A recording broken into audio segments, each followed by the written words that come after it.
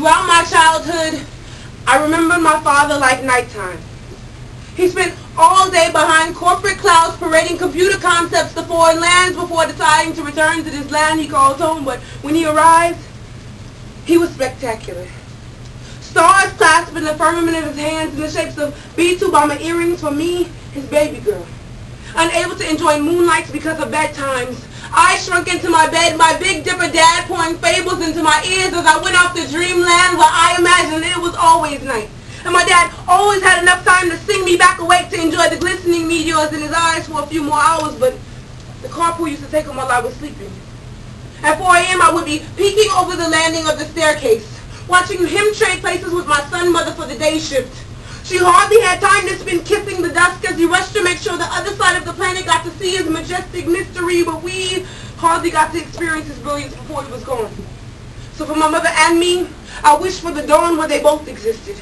Straddling the fence of the morning and the backside of the night, sounding something like the weekends when my crescent father would peek from behind Cotton Ball Cunulii to ride bikes down Eucalyptus Street.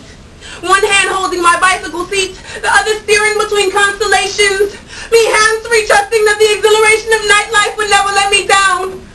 But his presence returned into the busy week like Halley's Comet into space. And us, his family, became onlookers, hoping that this week's 76 years will pass faster than the last 3 days and bring my father back home again. So we blew kisses to the wind, and he left Orion's belt to discipline. And for the next 5 days, he became a vapor, painting magnificent sunrises with his dirty clothing so we knew he'd been home even though we'd missed him. And when the calling came, he became church all day like Sundays, stretching out those mornings into our evenings and those long summer afternoons joined hands so I could only see my father between the pews, between the congregation's request and the news where I would collapse, where he would collapse and I would rise and fall on his chest just to feel his breath when he snored. And I became cold like the shadow of my father leaving because his back was how I recognized him.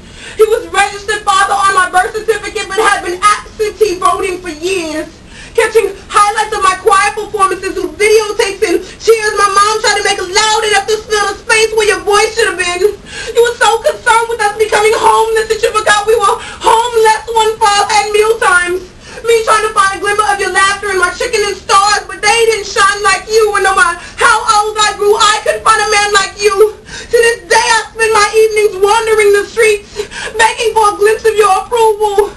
I yearn for fall solstice because it's the only time I can have one more hour of you. My nighttime. And this time I said something because I don't know if I've ever told you how much I miss the evenings when the mornings come. And I can't count how many times I forsook the sunsets to punish the skylines for your absence, praying they would remind your soul that your baby girl is still waiting for her daddy to come home.